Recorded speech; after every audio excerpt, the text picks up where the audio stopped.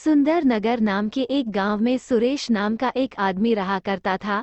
सुरेश के दो बेटे थे। बड़े बेटे का नाम था गगन और छोटे बेटे का नाम था मगन। बस ये तीन लोग ही घर में रहते थे। सुरेश अपने दोनों बेटों से बहुत प्यार करता है। सुरेश पेशे से एक किसान था। गगन अधिकतर समय अपने पिता के साथ ही रहता और उनका काम में हाथ बटाता। गगन अपने पिता की हर बात मानता और उनकी सेवा करता।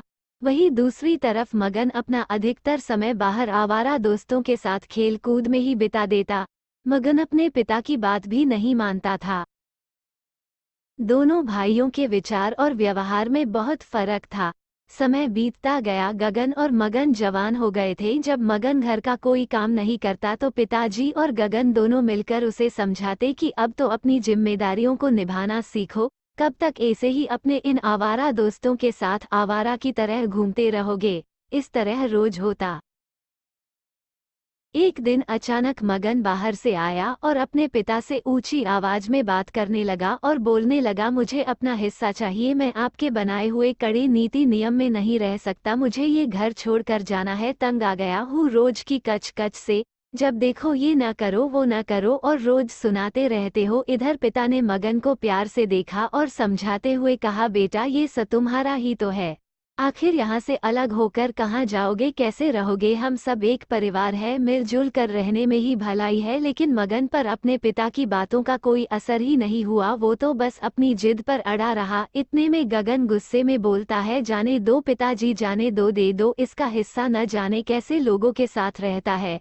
एक दिन जब ठोकर खाएगा तो खुद ही वापस आ जाएगा और उल्टे पांव यही आएगा। पिताजी ने मगन को उसका हिस्सा दे दिया। कुछ दिन तक तो सब ठीक चलता रहा, लेकिन एक दिन ऐसा आया जब मगन के पास सब पैसे खत्म हो चुके थे। मगन ने सोचा, क्यों न अब अपने दोस्तों से पैसे लिए जाए। आखिरकार हम सब साथ में रहते हैं और मैंने अपने दोस्तों की बहुत मदद भी की है। यही सोच लेकर मगन अपने दोस्तों के पास पैसे मांगने पहुंचा। मगन के दोस्तों ने मगन को पैसे देने से मना कर दिया और बहाने बनाने लगे। यह वही दोस्त थे जो कल तक मगन के पैसों से मजे करते थे।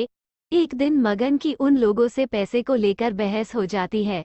बात इतनी बढ़ जाती है कि सभी मगन को वहां से मारकर निकाल देते हैं।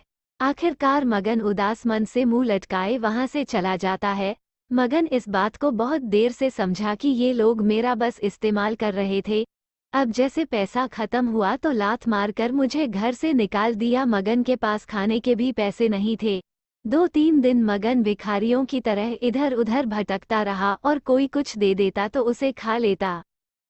इस तरह रूखा सूखा खाकर कहीं कोने में सो जाता। अब मगन को अपने पिता की याद आने लगी। अपने पिता की कही गई बातों को सोचकर मगन फूट फूट कर रोने लगा। उसे अपने भाई की नसीहतें याद आने लगी। मगन खुद को कोसते हुए कहता है, मैं कितना अज्ञानी था जो इन दोस्तों के बहकावे में आ गया और अपना घर छोड़ दिया। इन दोस्तों ने मेरे दिमाग में ऐसी बातें भर दी कि मैं खुद अच्छे और बुरे में फर्क ही न कर पाया। बस अपनी अज्ञानता वश में अपने पिता और भाई की बताई बातों को समझ ही नहीं पाया। मगन बहुत कमजोर हो गया था। अब उसे अपने किए पर बहुत पछतावा हो रहा था। सोच रहा था कि काश मैं अपने पिता और भाई की बात मान लेता। मैं उन लोगों की बातों को समझ ही नहीं पाया। मगन की आंखों से पछतावे के रूप में आंसू बाहर निकल रहे थे। अब मगन अपने घर वापस जाने की सोचता है कि घर जाकर माफी मांग लूंगा। किसी तरफ फटे हाल मगन घर पहुंचता है। मगन की हालत इतनी खराब थी कि पिताजी और गगन जैसे ही मगन को देखते हैं पहचान ही नहीं पाते कि यह कौन घर में घुस आया है। जब दोनों मगन के करीब जाते हैं तब पिताजी तुरंत मगन को गले लगा लेते हैं।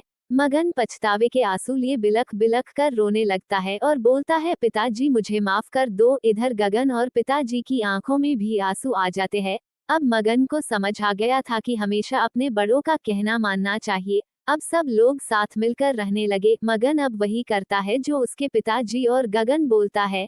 मगन अब अपने पिता की खूब सेवा करता है।